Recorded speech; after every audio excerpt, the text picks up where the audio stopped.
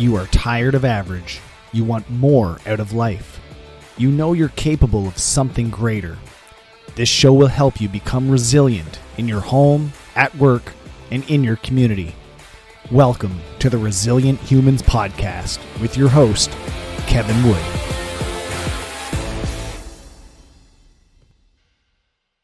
Welcome back to the Resilient Humans Podcast, and today's guest embodies the essence of what it means to be a resilient human. Andy Campbell has walked through some of life's darkest valleys, surviving childhood abuse, battling stage 4 pancreatic cancer, and facing the unimaginable loss of his son due to suicide. And yet, through it all, he's emerged with a powerful message of healing, perseverance, and resilience. He's also the author of Overcoming Life's Toughest Setbacks, which is a book that outlines 15 core beliefs that have been forged through pain, but designed to help others rise. Andy, welcome to the show. Thank you, Kevin. It's a pleasure to be here. I appreciate the chance to speak to you. Right on. Andy, your story is one of absolutely extraordinary resilience.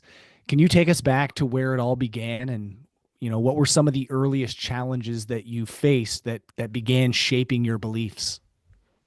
Yeah. Well, I think so. My parents came from a very poor area. They were poor people. Their grandparents, their parents before them had been farmers in the southern U.S. There was no path to wealth or even really out of poverty, right? It was up one year, down the next. I had seen people survive very difficult things. People died then from kind of the simplest of problems, or on a farm, you could have someone lose an arm in a piece of equipment, or a piece of equipment would malfunction or turn over and it would kill somebody. Like, death wasn't very far away. And so it made one think of life as precious, and then you would see people who set examples of how to survive, how to get through. And I always thought those people had a much worse life than I did, right? They didn't have toilet paper, just at base levels, right? They didn't have, you couldn't sit down with your morning coffee and your iPhone and kind of scroll for a little while. They had a pretty difficult life. So coming out of that, my parents decided they didn't want to be poor anymore. My father went in the military and then came out, and my mother worked. What they did was they worked all the time, so I kind of grew up alone. I grew up alone for really most of my life, most of my young life. During that time, I was, taken advantage of and sexually molested and abused multiple times. But I think coming from the place my parents, grandparents, and ancestors came from, there wasn't really about giving up. It was just about, and you didn't really deal with it. You just kind of moved on. There were a number of other situations that happened along the way. For whatever reason, suicide never crossed my mind. Like, ending things never crossed my mind. It was just, you would survive miserably, kind of thing, right? But you would continue on. Then I got married, had 4 children. Kind of out of the blue, I got diagnosed with pancreatic cancer. I remember that they thought it was a gallbladder problem, so they sent me for an ultrasound. I could tell by the tech's face something wasn't right. The doctor called me later that afternoon and said, we found lesions on your liver, so you have liver cancer, so we need to do an MRI. And I sent him a message, and I said, well, at least it's not pancreatic cancer. So he called me the next day and said, well, actually, it's pancreatic cancer.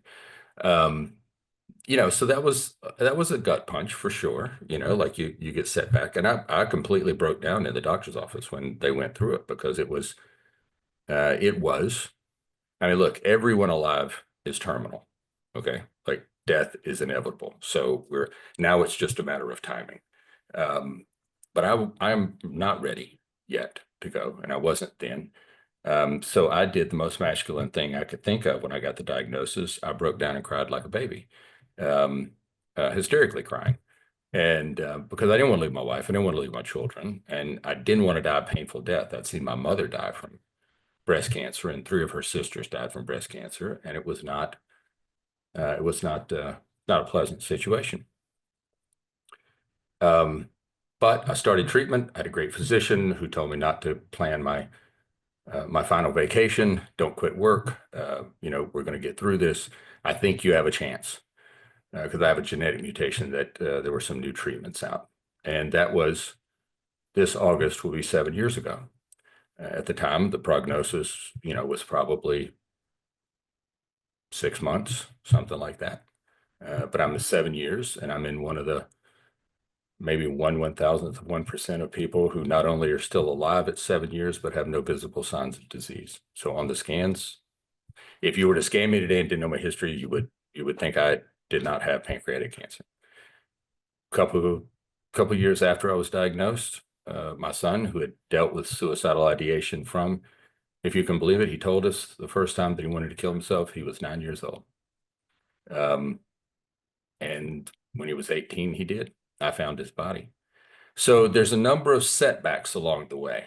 And somewhere during that time frame, I don't know, years ago, I started kind of writing down things that I thought, looking back, had been kind of a piece of the mindset that kept me afloat. First, it started out with five. I kind of wrote them down as phrases or cliches so I could remember them. And five led to 10, and 10 led to 15. And at 15, I said 15 should cover everything else, should fall under one of the 15. And so that's how I came through, I came through those circumstances and kind of inadvertently learned those, um, these techniques, these core beliefs. I remember one time when I was about 20, I think I was 24 or 25. And I had read, in the Bible about Solomon, and that the angel had come to Solomon and said, "What do you want?" David was favored, and so God's decided to give you what you want. I'm paraphrasing, obviously. Um, and Solomon said, "Well, of all things, I want wisdom." And the angel said, "Well, that's the right choice. So wisdom you will have." So I thought if you prayed for wisdom, that you would get wisdom. What they didn't tell in that story was that you gain wisdom, you don't get wisdom. And so you have to go through a lot of bad stuff to get wisdom, right? You have to go through a lot to get wisdom. So my advice there is be very careful what you pray for. So I would say I'm wiser now than I was then. But yeah, you have to go through, wisdom doesn't just happen. You have to get the experience to learn the lesson. You have to have done it wrong or had to survive to gain wisdom. Well, it's like experience. You have to earn the experience. My You have to have grandfather gone used through to it. say, experience is what you get just after you needed Yeah, yeah, it's true. it. So you've obviously faced a lot of challenges that would bring the average person down to their knees. How did you process and carry grief while still moving forward in your life? um, I think I I carried the scars of those events very poorly. It led to, I think, bad decision making, uh, low self-esteem. Children are not designed to be exposed to sexual activity, really, right? I mean, that's an adult concept. It's an adult. So you break a lot inside of a child, I think, when those things happen. Um, and and there is no consent, right? And so then you struggle with, what part did I play in it? What, all these things that roll through. So how did I handle? I handled it very poorly, until I was in my 40s. Um, like every marriage, my wife and I have been married. We're about to complete our 37th year, but along the way, you always have these rocky spots. Things aren't bliss every moment. And she had taught me into going to a marriage counselor or a therapist that did marriage counseling. And it was in those sessions where I started, it became apparent to me, and the therapist helped me see that there were a lot of things I was carrying that I thought weren't impacting the way I was approaching life, but they were impacting the way I was approaching life. So it was there that I started to kind of think, yes, these external things happened, but I am responsible for how I respond to them. And so that began the process of confronting them, uh, which, to confront the pain, you have to really kind of relive the pain, right? So I think I did not carry them well after I found my son's body, and we kind of got through the initial few days, uh, maybe 2 weeks of that. We found a therapist that specialized in grief counseling, and she was a wonderful woman. I've ended up since transitioning to, I think, a third one as things have progressed. Um, and But that first one was instrumental in just helping me down the path uh, of facing the grief, understanding how to move through it. And then that led me to, I don't know if you're familiar with EMDR, um, a type of, I can never remember what EMDR stands for, but it's basically it desensitizes and reroutes painful memories through new neural pathways.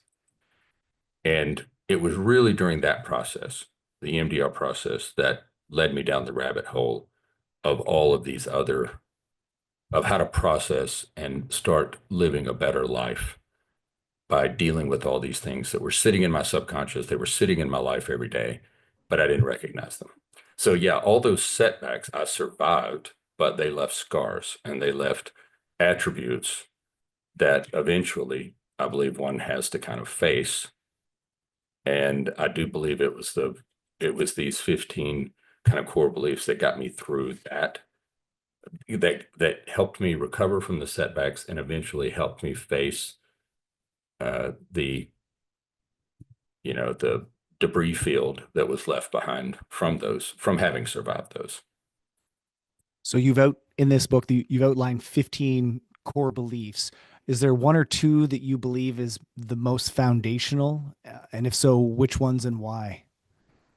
I think the first one is no one outruns the universe.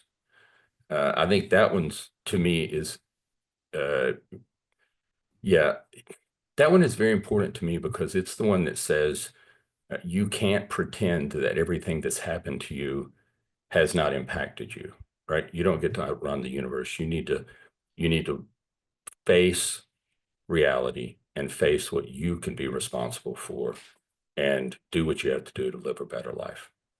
I think another one is always fall forward. Always fall forward. After I found my son's body, um, I really felt like I was I was laying flat, face down on the ground. So part of that always fall forward is if and again, I'm kind of visual, so I have to write it in a way that I can remember it and see it, which is if you get hit hard enough that you are either knocked to your knees or you fall backwards. The idea is that you immediately roll over and at least get prone face forward, face the direction you need to go. And so after my son's suicide, the way I thought of it and described it was I was able to get my head forward, although I was laying flat on the ground. I was devastated. And people will say, well, you have to move forward, but how do you move forward? For me, it was clawing 1 millimeter at a time every day. Just make some progress every day. Don't get stuck. So always fall forward is important to me because I think a lot of times people get knocked backwards and they stay there. They wonder what to do next. And so what I tell people is don't think very far. The Mm. first thing you do is face forward, right? Then you can figure out, at least get your mind centered on the direction you need to go. I think a lot of people get stuck in, um, I've been hit hard and I'm not sure what to do next. Well, get your mind turned in the direction you want to go and then let things come to you. Let the next step appear, right? I like that. You don't have to know what the next step is, but you just have to know that you have to be facing in the right direction. Get yourself centered in the right direction. And to me, that was like, well, Because if I stop to think too much about the things I need to do to get out of the situation I'm in or get through the set or get come back from a setback, it's too much for me. Like there's just too many things to think about. But if I could just take one step at a time, what's the very next thing I need to do? And I don't look past that next thing. To me, the next thing to do once you've been hit hard, don't worry about what you're going to do next. The first thing is just get your mind in the direction you want to go. For me, for cancer, that was I want to live. Okay, good. Come back from the puddle of despair that you're in. Get your mind settled. Live or die. I want to live. Okay. The next step will come to you. You know you want to live. Now your mind is beginning to open up to possibilities of how to do that. Right. But if I sat back and said, oh my God, I'm going to live. Well, do I go to chemo? Do I start immunotherapy? Do I do these supplements? Do I go to fasting? Do I do like what all do you do? I'd never do anything. Right. So that's kind of encompassed there. I also think be religious only about religion. Um, to me, it's important to not be so dogmatic about what you think is the right thing to do that your mind is not open and cannot see the right thing to do. Right? Your belief that you know what the right thing to do. So in everything that I work hard in everything I do to leave a little room for the possibility that I'm wrong. Right? I could be mistaken, or more information will show up and I need to have a way to adjust. I'm going to keep moving forward, but I'm not going to be so dogmatic about it. In the cancer treatment, that was, or I'll go to dealing with the grief of my son. That was, I did not want to do EMDR. I felt like there had to be a different way to do it. But I kept my mind open, and I was eventually convinced that EMDR was the right process to use, right? It would have been very easy because I was fearful of having to go back and relive some of these experiences. I didn't want to relive that pain, to become dogmatic and just say, I am not doing that. Mm. And I've seen people do that. They'll be going through these situations and they'll just be like, I'm not doing that. I refuse to go back and relive the situation. Well, now you're being religious about something that's not religion. Okay. Like, you know, I believe that religiously, I'm a Christian. I believe in the Trinity. I believe that Jesus was a real person, that he died. But that's for that belief, right? Like that's my religious belief. That's a conviction. When it comes down to what type of therapy I should do to help myself get through this grief, you know, I don't think I should have that level of dogma about, that if I did, I would not have tried, or I would have not have done. I do acupuncture on a regular basis. Acupuncture helped me get through chemo, and it helped me get through my son's passing. I do hypnotherapy and guided imagery.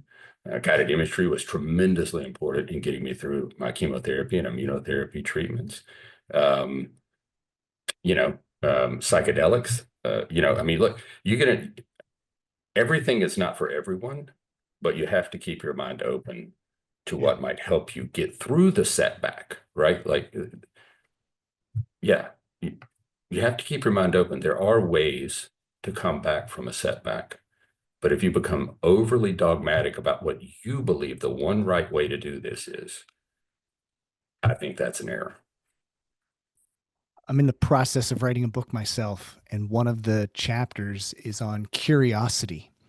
And if you Ah, have a curiosity mindset, all those possibilities are options because you're going into it with the question or the idea, let's see what happens. What if I do this? If it works, great. If it doesn't, then I move on to the next thing. But there's no right or wrong. And you're not, like you said, lining yourself up with this dogmatic mindset of, well, I'm never going to do that. Well, if you say that, then you'll never know if it's going to work or not. If you have this curious mindset, everything's on the table. And you might be surprised, as you were with some of the protocols that you underwent, that had a positive effect, that had the outcome that you were hoping for. Oh, well, core belief number four, have an insatiable curiosity, Yeah. right? I'll tell you, that became so apparent in going through cancer treatment. My general physician is the singular most insatiably curious human I think I've ever met. He Awesome. consumes all information. He looks at every possibility. He is constantly connecting the dots. As opposed, so that's actually so on the website where I talk about, kind of the cancer journey and the protocols that we kind of crafted together and things that I added along the way.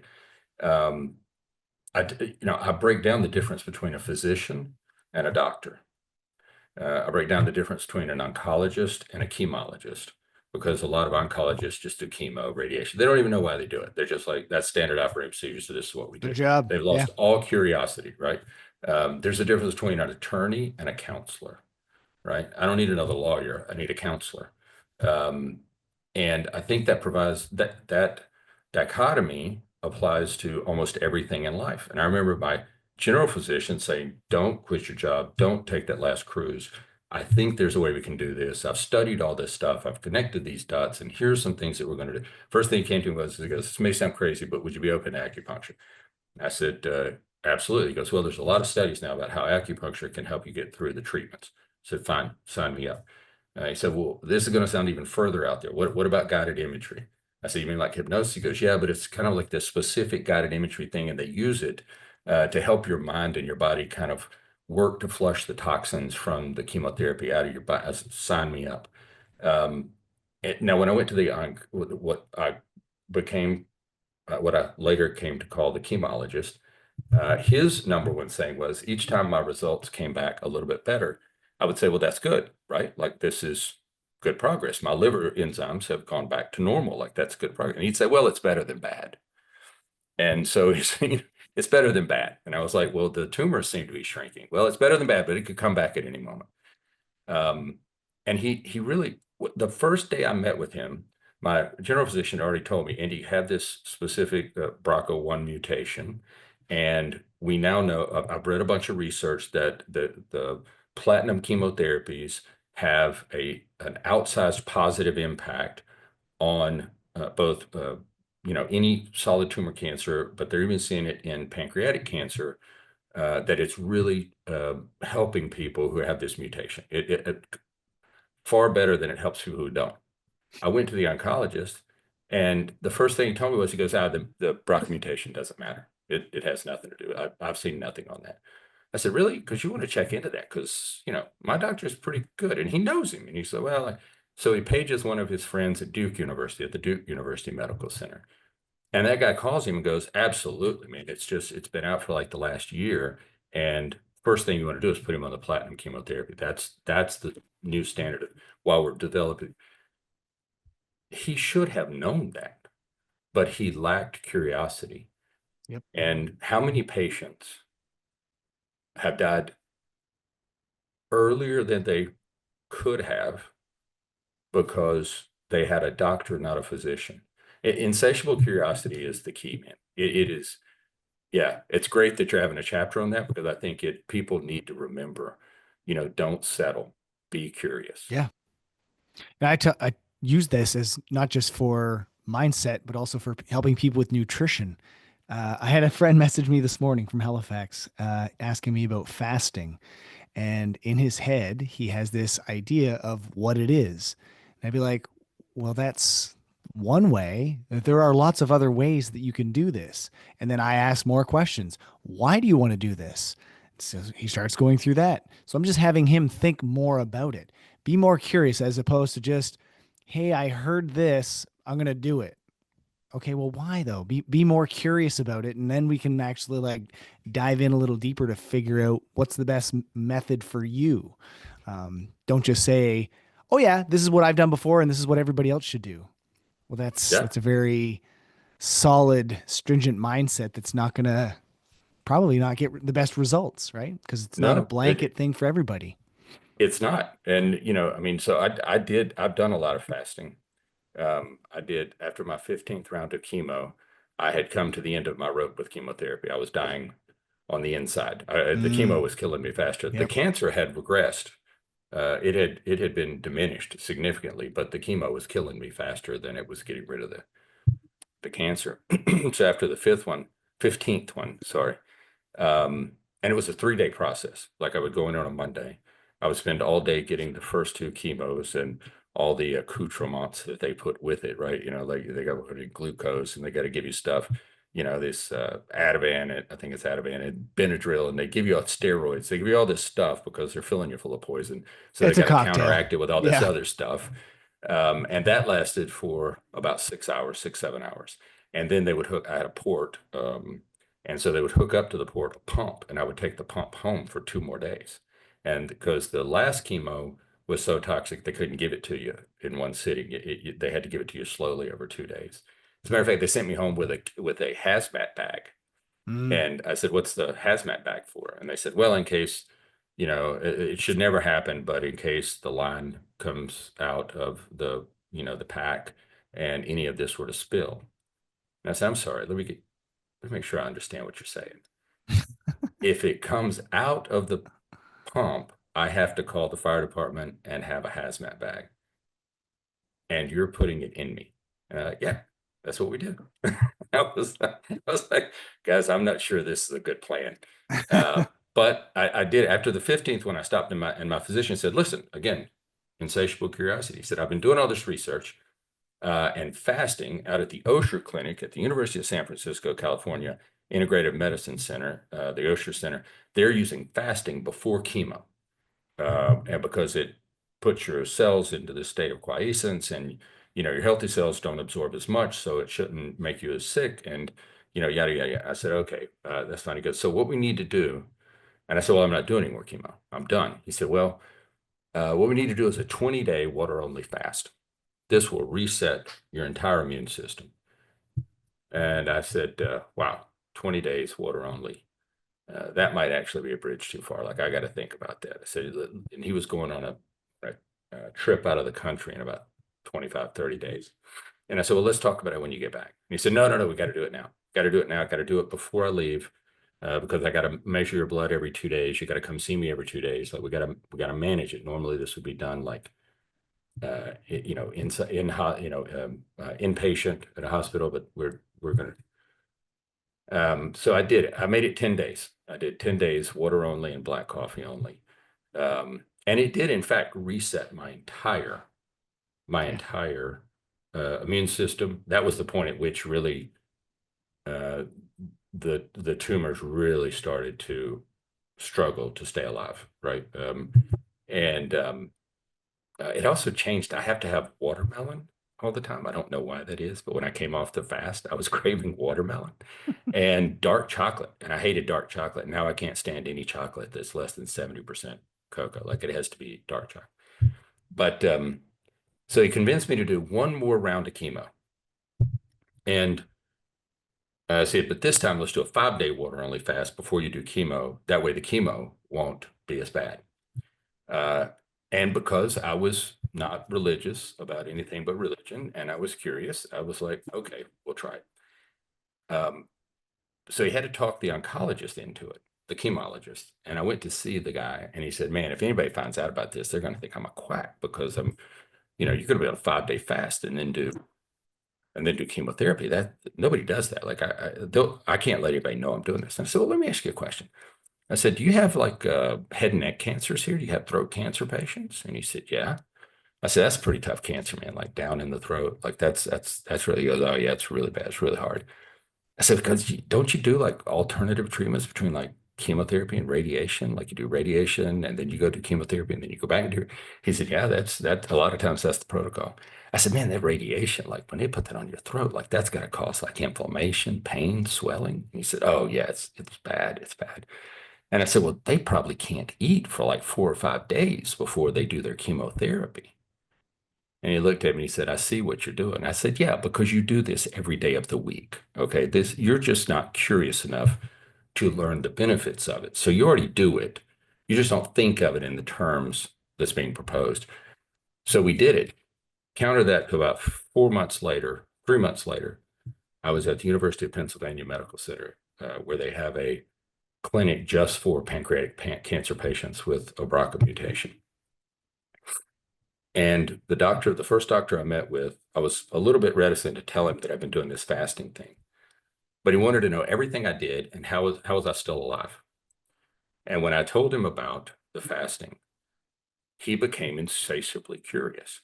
He wrote page after page after page, like, just tell me everything you did, day by day, everything. And I thought, man, this guy's going to kick me out of this trial. He's not going to let me, because I was trying to get into this trial that I'm still in. And he was like, this is fantastic. I know people at UC San Francisco. I'm calling them and finding out how I can do this.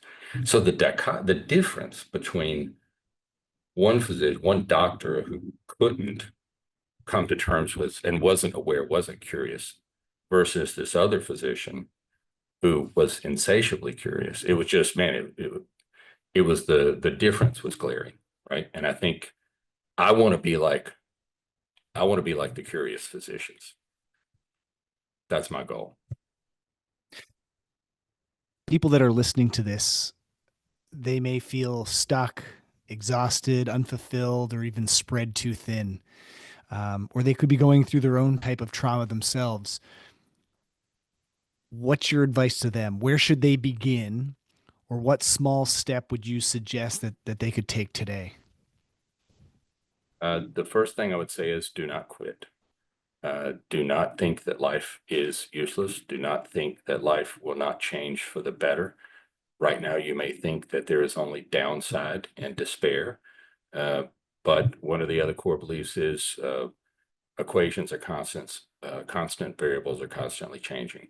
There is nothing that says that your life has to be exactly the way it is today. So the first thing is don't quit.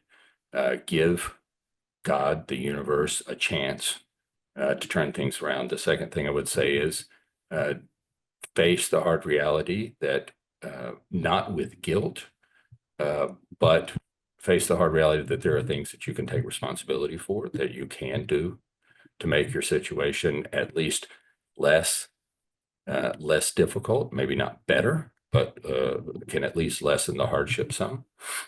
And you should do those things because no one outruns the universe, right? So face the pain, face the challenge head on, and then work your way to being open-minded to solutions coming to you. And they don't have to be big solutions. You know, I think probably everyone's heard the cliche, how do you eat an elephant one bite at a time? Uh, but they don't tell you. I saw actually this video of, I think it was hyenas eating the carcass of an elephant. And they started at the worst place possible because the softest tissue to eat the elephant one bite at a time was at the anus, the worst possible place to start, right? So sometimes you just, yes, it's going to be a bad place to start, okay? And you don't have to solve the whole problem at once. My physician told me when he said, Andy, you've got stage 4 pancreatic cancer. So the first thing we're going to do is we're going to keep you alive for a week. And then we're going to keep you alive for a month. Then we're going to keep you alive for 6 months, then 1 year, then 3 years, then 5 years, then 7, then 10. And he goes, that's what we're going to do because all we're doing is staying alive long enough for the next opportunity to stay alive longer comes around. Love that. Love that So perspective. that's what I would say. Don't be overwhelmed by the awfulness of the situation you may find yourself in. Just get your head turned, get your mindset turned in the direction you want to go. And no matter how much progress you make, how small that progress feels, you're just working toward the goal. So just take it one step at a time. And for God's sakes, don't quit. Love that. I follow a guy on Instagram. His name's Peter Bond. He lives in New York and he goes around and helps homeless people. And Mhm. he sees if they're, you know, kind-hearted, and he'll often ask them if they have anything that they can give him, like, hey, I missed my bus, could I get a quarter? And often people at the lowest points in their lives are the most willing to help. And then he goes, actually, you know what, take it back. And he'll give them like two, three, four, $500. And it just completely changes them. But at the end of his videos, he always says the same thing. And he goes, can you do me one favor though? And they're like, yeah, anything. Don't quit. And then he always follows up with them later. and they're doing amazing. Like they've Yeah. completely shifted their lives around because they didn't quit. They made that decision then and there that was all it takes. And so you may have had somebody in your life that gave you that optimism or that hope or that opportunity to realize that you shouldn't quit. Was there anybody in your life that was like that for you?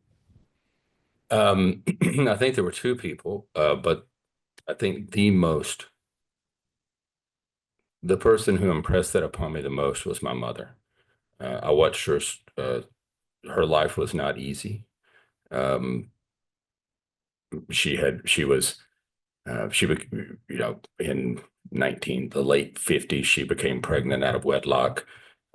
She married the man who got her pregnant, and he was an abusive drunk. She ended up taking what became my stepbrother and getting a divorce and leaving. But there was a lot of shame in that whole process at that time, right? There was a lot of that was not an acceptable or normal thing to have happen. Um, she married my father, and they stayed together until she passed away. But at the age of 42, she was diagnosed with breast cancer, and she went through multiple surgeries. Chemo back then was not even what it is today, and it's bad today, but it was caveman like, medicine. If you think about it, like the 70s were like the late 70s were supposed to be advanced, and they were for the late 70s. But today we'd look back and say, wow, that's caveman like, but she lived for 11 years, and it's not that just she lived for 11 years, it's how she lived, and she made it twice to her 5-year anniversary of being cancer free. And at her 5th year checkup, she would have a checkup every 6 months. And on her 5th year checkup, twice, they found the cancer again. So she made it all the way to the marker that they said, well, if you get to the 5th year checkup and it's still gone, you're in remission. And twice she got that setback. And she was devastated for a period of time, but she just didn't quit. She just wouldn't quit. And it finally took her life. It actually probably took her longer to die than it should have, just because I think subconsciously, just at the core of who she was, even if she consciously, like my time's up, I'm done, she just couldn't quit. And so she actually probably lasted longer than, maybe she should have, because her, I guess her spirit was just one of never quit. And so I think I just observed that and watched that. And I probably learned more about how to live watching how she died over 11 years. Because yeah, she's where I got that mentality, 100%. Whatever the case, never quit. She was an example. I mean, she was 4'11". It's kind of an odd pairing. My father was 6'4", 230. She was 4'11". When they got married, she weighed 98 pounds. She was obese at like 124. She was like, that was just like tremendously heavy for her. Absolutely the toughest human being, not the toughest woman, the toughest human being I've ever met in my life. Um, and so what am I going to do? Like, am I going to see her in the afterlife and get slapped around because I quit? Like that's like, I don't need that in my life. Like, I don't need that in the afterlife. So yeah, it was my mother, and I'm That's very so cool. thankful for her. We have a very similar story. My mother survived breast cancer, and Yeah. she's in remission, and it's sounds like a very similar story. When she was diagnosed, she met me at the gym, and she's like very upset, obviously, and like, what are we gonna do? What am I gonna do? Da da da. And I'm like, you're gonna do the same thing that you've always done. You're gonna fight this. Like Yeah. you've never experienced or shown me in your life that you're gonna back down from something, and you're not gonna do that now. And then, however many years down the road we are now, it's like living her best life. Yeah. It's really cool. So, Yeah.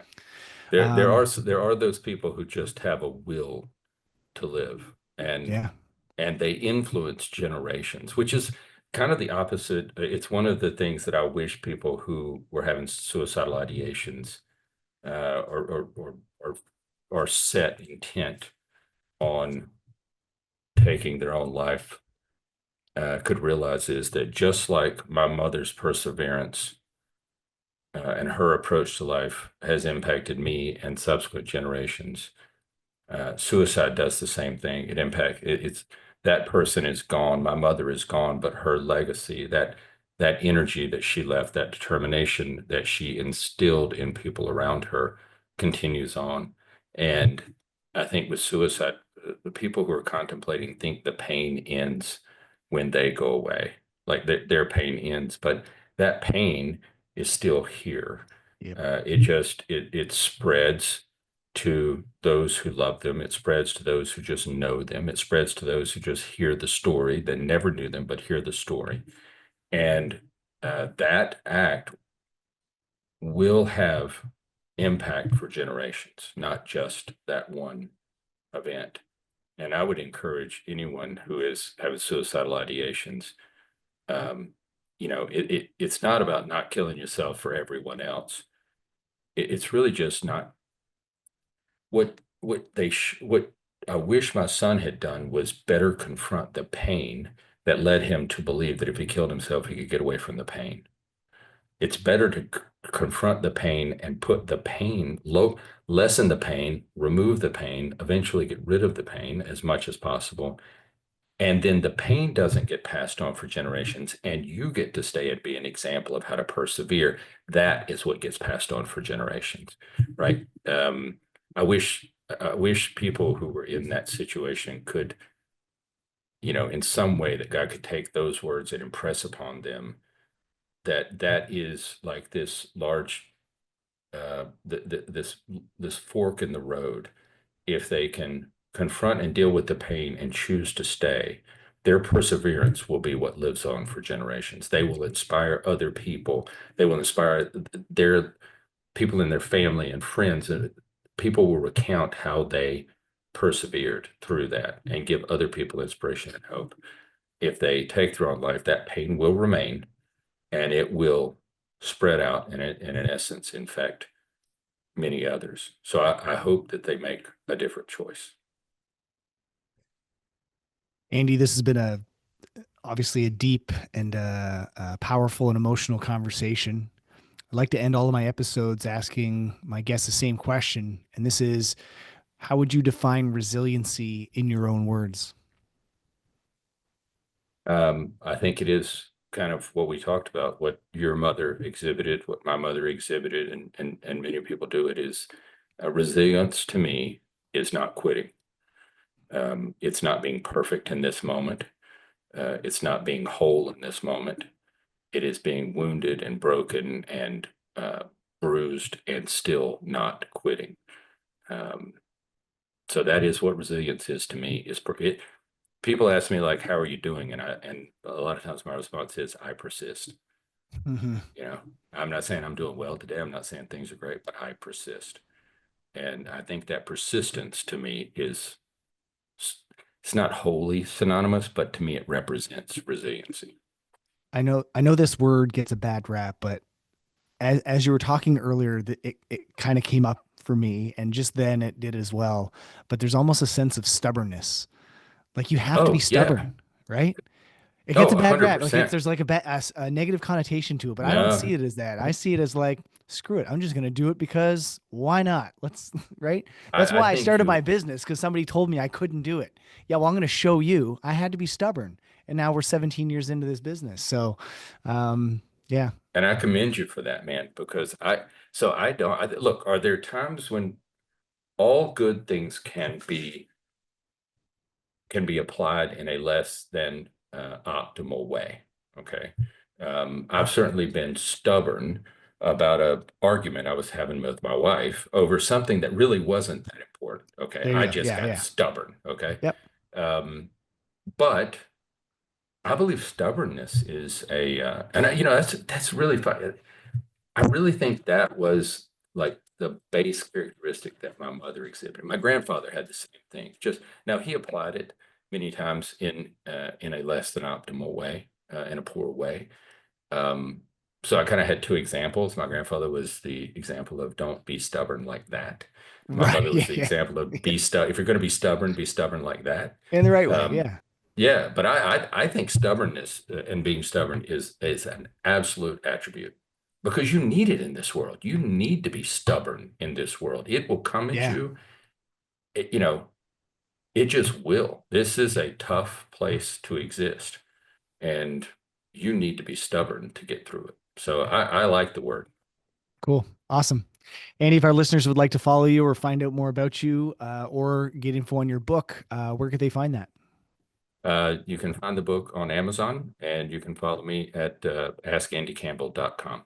Sounds good. I'll put that in the show notes so our guests can just click and go. And Andy, it's been great having you here. Thank you so much for sharing your story, being vulnerable, and hopefully inspiring our listeners to live their best lives. I appreciate it. Thank you, Kevin, for the opportunity. Thanks for listening.